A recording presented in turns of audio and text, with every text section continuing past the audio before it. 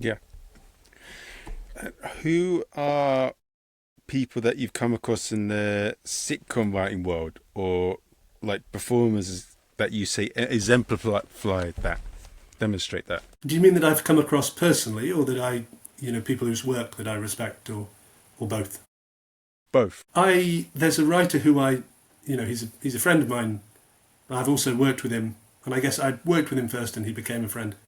A guy called Mark Evans, who wrote a radio show called Bleak Expectations.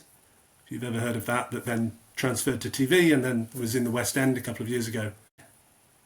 He writes the kind of comedy that I could never write. Like, he writes this incredibly surreal, silly, like pure gag based comedy. And he's so brilliant at it, but he's so like clear-eyed about that's the style that he loves. And yeah, it's such a pleasure to work with him, because he's such a, he's a kind of comedy guru in that he can do all kinds of different styles. But Bleak Expectations is, if you listen to that, it's completely his own voice. It's completely his own style. And of course, like all of us, there are influences that you can see in it. It's built on the things that he loves, but he's created completely his own thing. And it's incredibly silly. And some people don't like silly comedy. Some people like comedy that's much more rooted in the real world, and might look at that and go, oh, it's too silly. It's too silly to be funny. Whereas other people, that's what they want from their comedy. So yeah, he's definitely someone who I think has a very clear voice of his own, and he's a few years older than me, so I don't know at what point whether that came ready-made or whether that was something that he found as he went on.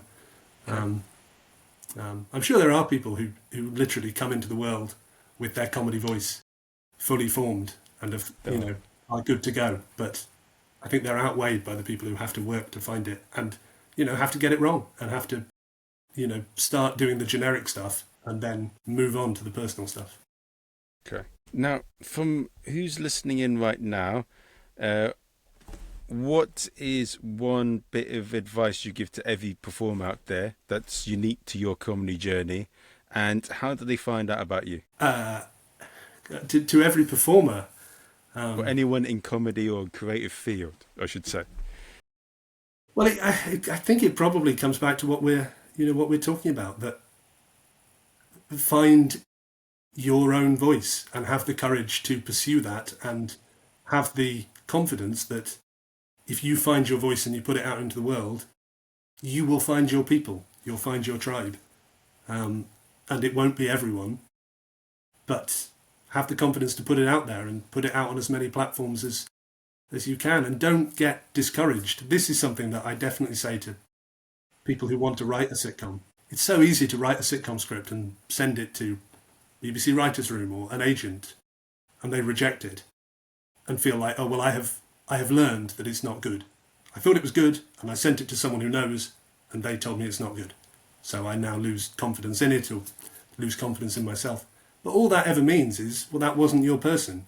That agent wasn't the right person to represent you, or, that production company wasn't the right company to make your script. Because, again, as we keep saying, comedy is not for everyone, and the chances of you immediately finding the person who reads your script and goes, yeah, this is really funny, it's exactly what I'm looking for, you might find them first time, but you probably won't.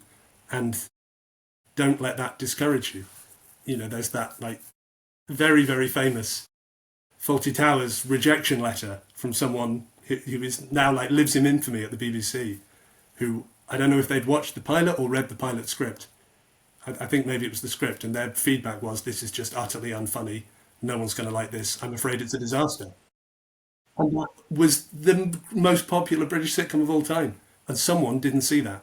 So, you might write the best sitcom in the world. Not everyone is going to see it on the page for what it is.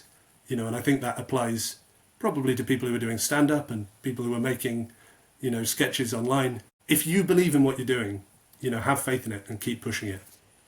Because you will find the people who it speaks to the way, you intended to.